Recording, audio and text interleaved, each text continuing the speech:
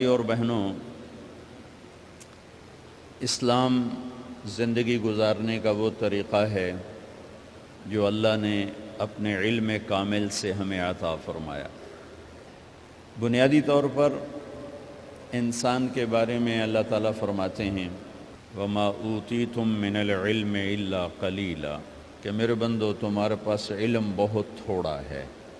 جو جس لائن میں جہاں پر بھی ہے تو یہ آیت اس کے اوپر آتی ہے، تھوڑا علم ہے۔ یقیناً تھوڑے علم کے ساتھ صحیح فیصلے نہیں کیے جا سکتے، تو اس لیے اللہ نے اپنے علم کامل سے ہمیں زندگی گزارنے کا ایک قانون دیا اور اس پر اتنا بڑا چیلنج کیا، لا ریب فیہ، الف لام میم ذالک الکتاب لا ریب فیہ۔ دنیا کا بڑے سے بڑا مصنف اپنی کتاب لکھتے ہوئے یہ دعویٰ نہیں کر سکتا کہ آگے جو کچھ کہا جا رہا ہے یہ شک و شبہ سے بالا تر ہے، کوئی نہیں دعویٰ کر سکتا۔ پوری کائنات صرف اللہ کو یہ حق حاصل ہے کہ وہ یہ کہے لا ریب فیہ، یہ شک و شبہ سے بالا تر کتاب ہے، قانون ہے۔ اسلام کا ایک حصہ عبادات، دوسرا حصہ معاشرت، اسلامی معاشرت اس نے ہمارے اندر جگہ نہیں بنائی۔ بھائیو، کچھ سیرت پڑھا کرو اللہ کے واسطے، صرف اخبار دے مگر ہی نہ لگے رہے کرو۔ میرے نبی کی زندگی کچھ پڑھا کرو، صحابہ کی زندگی پڑھا کرو، صحابیات کی زندگی پڑھا کرو۔ ابتدائی رشتہ خامد اور بیوی ہے، خامد اور بیوی یہ ابتدائی رشتہ ہے۔ اللہ نے آدم کو بنایا اور حوا کو ساتھ بیوی بنایا، اولاد بعد میں دی۔ اور ایک اور بات، آدم کو بنا دیا مٹی کا پتلا کٹھا کر کے، مٹی کٹھی کر کے پتلا بنا دیا، 40 سال کے بعد روح ڈالی، چل بھائی جا جنت، اور اکیلے بھیج دیا، بیوی نہیں دی۔ حالانکہ اللہ چاہتا تو ساتھ ہی حضرت حوا کی مٹی کا ڈھیر بھی لگا دیتا، اس کا پتلا بھی تھپ دیتا، فرشتوں سے تھپوا دیتا، اور پھر 40 سال کے بعد دونوں کو کٹھا جنت میں ڈالتا۔ بہت سارے پیغام، اس میں بہت سارے پیغام، تاخیر ساتھ نہیں بنایا، دیر سے بھیجا، انتظار قدر کو بڑھانے کے لیے کہ عورت کی قدر کرنا، کمزور ذات ہے، کمزور مخلوق ہے، قدر کرنا۔ دوسرا، پہلے دن پتلا نہیں بنایا کہ ننگا پڑا ہو، عورت کا پتلا ننگا ہو، مٹی کا ہو، پتھر کا ہو، تو اس میں کیا کشش؟ تو ان مرد کے لیے کشش کوئی نہیں، تو فرشتوں کو کیا کشش تھی؟ پہلے دن سے عورت کو پردے میں بنایا، بے پرد نہیں کیا، بے پرد نہیں کیا، اس کا پتلا نہیں بنایا، اسے ننگا نہیں چھوڑا، اس کو پہلے دن سے کورڈ۔ اور کیسے بنایا؟ فرشتوں کو کی آنکھوں پہ پردہ اور آدم کو سلا دیا۔ آدم علیہ السلام سوئے ہوئے ہیں، فرشتوں کی آنکھوں کے سامنے پردہ ڈال دیا گیا۔ جب آدم اٹھے ہیں، اور ایک اور بات، جنت میں رہ کر بھی آدم علیہ السلام کا دل نہیں لگتا تھا، اداس اداس رہتے تھے۔ اماں آئی تو بابے دا دل لگا، تو اداس رہتے تھے جنت میں۔ جب آنکھ کھلی تو اپنے لیفٹ سائیڈ پہ ایک خاتون، سر سے لے کر پاؤں تک لباس میں۔ آپ نے سنا ہے نا، یوسف علیہ السلام دنیا میں سب سے خوبصورت ہستی پیدا کیے گئے، یہ مردوں میں، عورتوں میں سب سے خوبصورت حضرت حوا کو پیدا کیا گیا۔ کون ہے؟ کہتے ہیں اللہ کی آدم تیری بیگم، کون ہے تیری بیگم؟ نکاح پڑھایا، پھینکا، آدم مہر ادا کرو۔ تو انہوں نے پوچھا کیا مہر دوں؟ تو وہاں تو سونا چاندی ڈھیر لگے پڑے تھے۔ اللہ تعالیٰ کہتے دا من سونا چاہ کے دے دے۔ میرے اللہ نے کہا تیری نسل میں میرا آخری حبیب آنے والا ہے، اس پہ ایک دفعہ درود پڑھ دے، یہ مہر ہے۔ سیدھے ہاتھ میں برکت ہے، پیدا کیا الٹی طرف سے۔ الٹی طرف سے کیوں پیدا کیا ہے؟ کہ الٹی طرف دل ہے، اور دل کے نیچے جو پسلی ہے وہاں سے پیدا کیا۔ اس میں پیغام کیا دیا کہ عورت جس روپ میں ہو، پہلا روپ اس کا بیوی بنا، پھر وہ ماں بنی، پھر اس آگے بیٹی کا روپ ہے، پھر بہن کا روپ ہے، پھر خالہ ہے، پھوپھی ہے، دادی ہے، نانی ہے، ساس ہے۔ جس روپ میں بھی عورت ہے اس کو دل کے قریب جگہ دو۔ یہ دل کے نیچے سے پیدا کرنے میں یہ پیغام دیا گیا ہے، اسے ذلیل نہ کرو، اسے خوار نہ کرو، اسے بے عزت نہ کرو، اس پر شدت نہ کرو۔ تو پہلا بنیادی رشتہ خامند اور بیوی ہے، اور آخری رشتہ بھی خامند اور بیوی ہے۔ لیکن اس وقت ہمارے معاشرے میں خامند سے زیادہ اس کے ماں باپ حق جتلاتے ہیں، خامند سے زیادہ اس کی بہنیں حق جلاتی ہیں، خامند سے زیادہ اس کے رشتہ دار حق جتلاتے ہیں، اور جھوٹی سچی شکایتیں لگا کر بیوی سے متنفر کرتے ہیں، اور کہیں بیوی کو خامند سے متنفر کرتے ہیں، آپس میں لڑائی لڑا کے پھر خوش ہوتے ہیں۔ میرے نبی سے پوچھا جائے یا رسول اللہ آپ کو سب سے زیادہ کس سے پیار ہے؟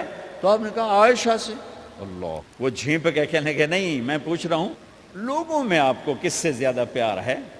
تو آپ کہتے ابو بکر سے۔ تو آپ نے پھر کہا ابوہا، مجھے عائشہ کے باپ سے زیادہ پیار ہے۔ پھر پہلے عائشہ کا، تو پھر کہتے ابو بکر۔ تو آپ نے کہا نہیں، ابوہا، مجھے عائشہ کے باپ سے سب سے زیادہ پیار ہے۔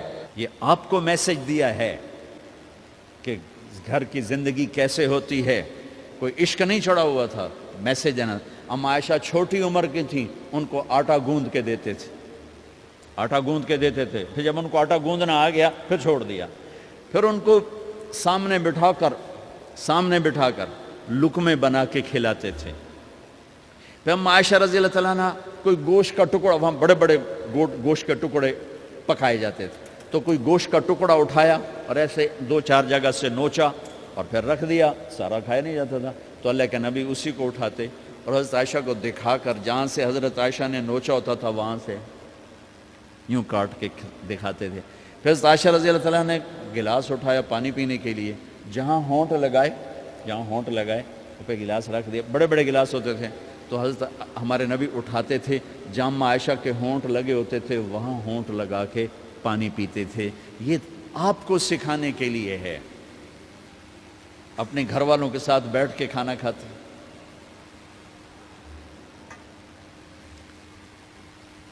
یہ میرے نبی کی معاشرت ہے، یہ میرے نبی کی زندگی۔ گھر میں جھاڑو دیتے، اپنے کپڑے خود دھوتے، کوئی چیزیں بکھری پڑی ہوتی تو بیوی کو نہیں ڈانٹتے، خود اٹھ کے سیٹ کر کے رکھ دیتے، گھر والوں کے ساتھ مل کر برتن دھوتے، صفائی کرتے، گھر والوں کے ساتھ مل کر۔ یہ میرے نبی کی ایک خوبصورت زندگی ہے۔ بھائیوں بہنوں، ہم بھلا چکے ہیں بیوی کے لیے خامند کو سب سے بڑا حقدار۔ بعض لڑکیاں ایسی نادانی کرتی ہیں کہ شادی کے بعد بھی اپنے ماں باپ کی آنکھ کو دیکھ کے چلتی ہیں۔ شادی کے بعد سب سے بڑا حق خامند کا ہے، شادی کے بعد سب سے بڑا حق خامند کا ہے۔ ماں باپ پیچھے چلے جاتے ہیں، بہن بھائی پیچھے چلے جاتے ہیں، لیکن یہ نادانیاں بھی دیکھنے کو ملتی ہیں کہ شادی کے بعد بھی ماں باپ اپنی بچی کو اپنے قابو میں رکھنے کی ترتیبیں سوچتے ہیں تو وہ بھی اپنی بچی کا گھر برباد کر دیتے ہیں۔ میرے نبی سے پوچھا گیا یا رسول اللہ عورت پر سب سے زیادہ کس کا حق ہے؟ تو آپ نے فرمایا اس کے خامند۔ ایک خاتون ہے، یا رسول اللہ میری شادی ہو رہی ہے تو میرے اوپر میرے خامند کا کیا حق ہے؟ تو آپ نے ارشاد فرمایا تیرے خامند کے جسم پر زخم ہوں، زخموں میں پیپ پڑ جائے اور تو اپنی زبان سے چاٹ کے زخم صاف کرے تو تو نے اپنے خامند کا حق ادا نہیں کیا۔ خامند کو سمجھایا کہ سب سے بہترین مسلمان وہ ہے جو بیوی سے اچھا سلوک کرتا ہے، اور میرا سب سے اچھا سلوک ہے اپنی بیویوں کے ساتھ، یعنی قاب قوسین او ادنا آپ کا مقام ہے۔ اللہ پاک کا دیدار اپنی آنکھوں سے کیا ہوا ہے، اور آپ ہمیں معاشرت سکھا رہے ہیں کہ ایک جہاد کے سفر سے واپس آ رہے ہیں، ہم عائشہ ساتھ ہیں، تو آپ نے صحابہ سے کہا بھئی آگے چلے جاؤ، وہ سارے آگے چلے گئے۔ جب سارے نظروں سے غائب ہو گئے تو آپ نے کہا عائشہ دوڑ لگاؤ گی میرے ساتھ؟ عائشہ نے نہیں کہا، میرے نبی نے کہا دوڑ لگاؤ گی؟ آج کل کا کوئی علامہ بھی یہ نہیں کرے گا، عائشہ دوڑ لگاؤ گی میرے ساتھ؟ کہا جی لگاؤں گی۔ تو دوڑ لگائی، تو عائشہ فرماتی میں آگے نکل گئی، اللہ کے نبی پیچھے رہ گئے۔ چاہے آپ جان بوجھ کے آستہ ہوئے ہوں ان کی دل جوئی کے لیے. کچھ سال گزر گئے، پھر جہاد کے سفر سے واپسی ہو رہی ہے، تو آپ نے صحابہ سے کہا بھائی آگے چلے جاؤ، تو سارے آگے چلے گئے، غائب ہو گئے. عائشہ دوڑ لگائیں؟ کہا جی لگائیں. تو فرمایا کہ ان دنوں میں ذرا موٹی ہو گئی تھی، جب دوڑ لگائی تو اللہ کے نبی آگے نکل گئے. تو پھر آپ نے کہا عائشہ ہذہ بتلک، عائشہ اب تیرا میرا حساب برابر ہو گیا. اس دفعہ تو آگے نکل گئی، آج میں آگے نکل گیا. یہ میرے نبی کی معاشرت ہے کہ بھری محفل میں کہہ رہے ہیں مجھے عائشہ سے سب سے زیادہ پیار ہے. اور عرب میں عیب تھا، جیسے ہمارے ہاں بھی عیب ہے کہ کوئی بھری محفل میں کہ مجھے بیوی سے سب سے زیادہ پیار. کہ تیری ماں کتنے گئی؟ ماں باپ کی وجہ سے بیویوں پہ زیادتی نہ کرو، بیوی کی وجہ سے ماں باپ پہ زیادتی نہ کرو. بڑے ہو تو بڑے بنو. تو کھٹ بٹ ہو جانا تو کوئی بڑی بات نہیں ہے، مطلب یہ وہ گھر ہے، میں اس گھر کی کیا تعریف کر سکتا ہوں. تو میں آگے کا ایک قول سنا دیتا ہوں ابن عباس کا کہ جنت میں نور کی چمک اٹھے گی. سارے جنتی کہیں گے یہ نور کیسا نور ہے بھائی جو ساری جنت کے نور پر چھا گیا؟